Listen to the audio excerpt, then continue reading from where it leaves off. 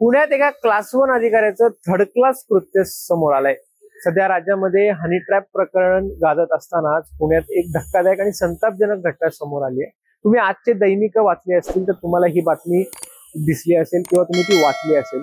हे प्रकरण आहे एका क्लास 1 अधिकाऱ्याने आपल्या पत्नी क्लास 1 अधिकारी असलेल्या पत्नीचे धक्कादायक व्हिडिओ शूट केलेत आणि ते व्हिडिओच्या माध्यमातून ब्लॅकमेलिंग करून 1.5 लाख रुपये हुंडा मागण्याचा प्रकार समोर आलाय। आता हे प्रकरण असं आहे की याच्यामध्ये अनेक गोष्टी आहेत, अनेक बाजू आहेत। सध्या तरी तिच्या पत्नीने जी FIR दाखल केली आहे किंवा जो गुन्हा दाखल केला आहे त्या माध्यमातून हे सगळं प्रकरण समोर आलंय। त्याची सुरुवात होते 2020 पासून। या क्लास 1 अधिकाऱ्याचा क्लास 1 असलेल्याच एका मुलीशी लग्न होतं। ते दोघं संसार सुरू करतात, पण चारित्र्यावर संशय असल्याने किंवा संशयाची भावना असल्याने या पतीने आपल्या घरात स्पाय कॅमेरे लावले, इव्हन बाथरूम मध्ये देखील स्पाय कॅमेरे लावले।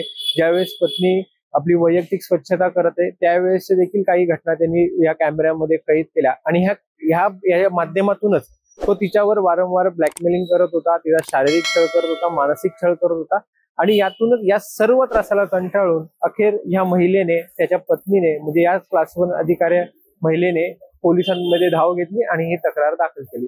आता या प्रकरणी 7 जणांवर गुन्हा दाखल करण्यात आलेला आहे आणि या FIR मध्ये जे म्हटलेलं आहे त्या बाबी अतिशय धक्कादायक आहेत। त्यामध्ये पहिली बाजू म्हणजे सासरे आणि दीर आणि पतीकडून या महिलेचा छळ होत होता। त्याशिवाय घरामध्ये स्पाय कॅमेरे लावले होते, पतीकडून वारंवार पैशांची मागणी केली जायची, चारित्र्यावर संशय व्यक्त केला जायचा आणि या सगळ्या त्रासातूनच तिने आज अखेर पोलिसांकडे धाव घेतली आणि हा सर्व प्रकार उघडकीस आला।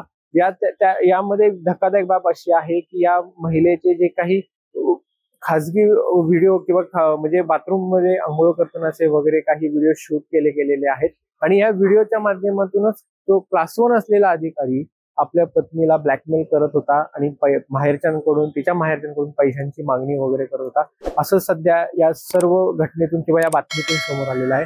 अर्थात ही एक बाजू आहे, ही पत्नीची बाजू आहे।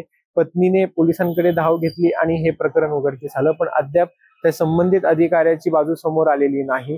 त्यामुळे आता आम्ही त्या संबंधित अधिकाऱ्याशी संपर्क साधण्याचा प्रयत्न करतोय, पण अर्थात ही एक वैयक्तिक बाब आहे। 2 दाम्पत्यामधली हे अंतर्गत खासगी बाब असल्यामुळे तो अधिकारी बोलेल का नाही शंका आहे, पण सध्या पोलीस या घटनेचा पूर्णपणे तपास करतायत। जे काही तांत्रिक बाबी आहेत त्या देखील पडताळून पाहतात। त्यामुळे आता या घटनेत या बातमीतून आणखी पुढे काय येतं हे पाहणं महत्वाचं असणार आहे। पण सध्या समाजामध्ये वाढत चाललेली ही विकृती किंवा समाजामध्ये उच्च शिक्षित लोकांकडनं केली जाणारी ही कृती आता चर्चेचा विषय ठरत नाहीये, तर ही चिंतेची बाब ठरतीये। त्यामुळे अशाच घडामोडी पाहण्यासाठी माय महानगर लाईव्हला सबस्क्राईब करा आणि बेल आयकॉन प्रेस करायला विसरू नका।